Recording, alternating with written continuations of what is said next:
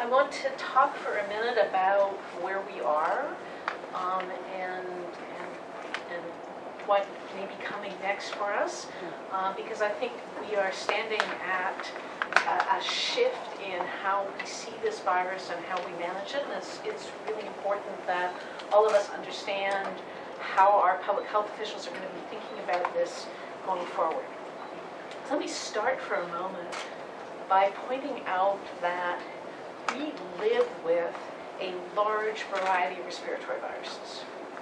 Influenza is the most dangerous of them, but after influenza there's a long list of other respiratory viruses, and what we do not do with them is attempt to control transmission. And the reason we don't attempt to control transmission of these respiratory viruses is because we know we can't do it. It's not because influenza doesn't kill lots of people every year, right? Influenza kills, you are more likely to die of influenza than any other infectious disease. That's an absolute truth for everybody in this room. But because influenza can be transmitted by people who don't have symptoms, because it can be transmitted in the community by people who are not very sick, we know that we can't stop the transmission, we just have to live with it. When this new coronavirus appeared, we were stuck because SARS and MERS, okay, the previous newest emerging coronaviruses, were very, very different viruses. They are viruses that do not transmit until people are very ill. And because of that, it was possible with public health measures to control them. So when this new coronavirus started, and clinically it looks quite similar in the severe cases to SARS and MERS, people said, we don't know if transmission of this virus can be contained. And if it can be, well, that's clearly a benefit. We're all very happy that we don't have to live with SARS. So the first focus when this virus appeared was to attempt containment. And it was clear within the first 3 weeks that this was going to be a very difficult and maybe impossible job. And I think the world owes an enormous vote of thanks to China for having done the very best they could to try to demonstrate, to try to make containment succeed. I don't think in Canada that we could have delivered on the same kind of public health measures that China implemented to try to contain spread. But what we're recognizing now is that what happens with most respiratory viruses is happening with this novel virus. You cannot control the spread of it. We have done the very best we can. We're going to hold out for another week, probably, hoping against hope that we will be able to do it. But as you watch things evolve, you'll recognize that despite an enormous amount of effort, despite the very best that could have been done to attempt containment is not working. Clearly, what China has done has slowed down transmission. Sorry to point out, that's really important. It's bought us time around the world that's very valuable. So it's not that there's no benefit at all. But we're now in this really difficult position because what it's bought for us is only time. So now we're talking about trading off.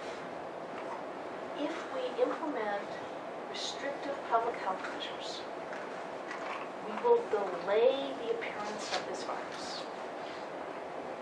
It looks to me like a delay of maybe 6 to 8 weeks, both from sort of watching what's happening and from what we know about the virus's behavior compared to flu. So the modeling of influenza pandemics is it's a matter of days. Okay? This is a slower moving virus, and so the Chinese control has probably bought us about 2 months.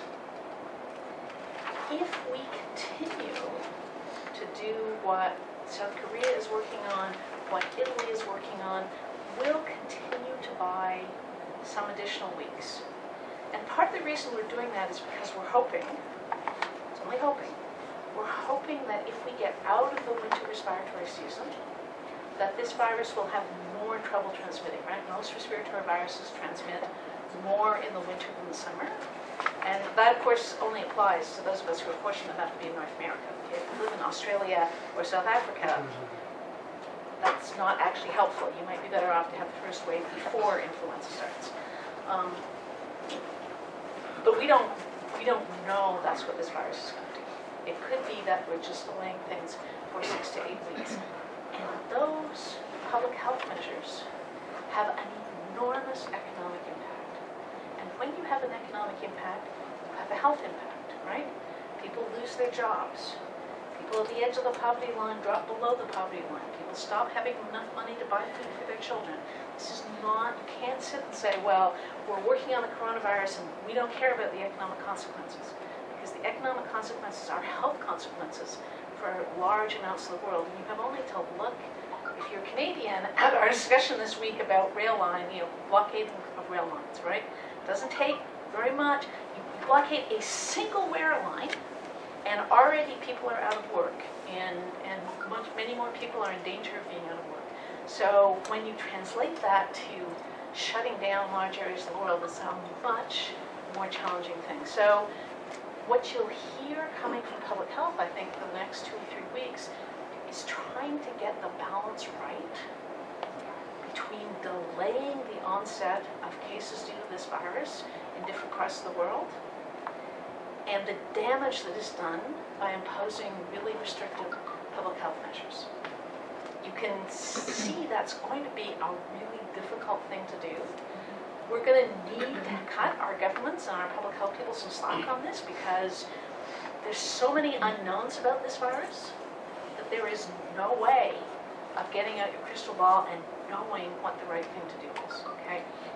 But we'll sit down and think long and hard about it and try to make the best decisions. We're not necessarily going to make all of the best decisions all the time when we look at it in hindsight, as we are going to do afterwards. So I think part of the reason for discussing this is because I think there's this enormous tendency to think that if we just shut down travel, if we just stop Iranians from getting on a plane, that everything will be fixed. But we've just seen China try to do that, right? We've just seen China do a brilliant job of shutting down movement out of Hubei province. And it still failed. That's because it only takes one person. We know that these restrictions for these kind of viruses will fail. So the other thing that we're all going to have to do for the next 2 weeks is control that desire to think that if we just shut down the world, it's going to be okay. Because it's not going to be okay, and almost certainly that shutdown is going to be worse than the coronavirus, right? Coronavirus is really hard to judge how bad it's going to be. Remember how fearful we were of the 2009 pandemic? Okay, and it turned out to be a bad flu season. Okay, we're all hoping that this virus is going to turn out to be a bad flu season. Okay, it may be worse than that. Whatever it is, we're in it together. We will get through this, as a large number of people in China are doing now. But we need to be able to say, we're in this together. We're all going to have to deal with it.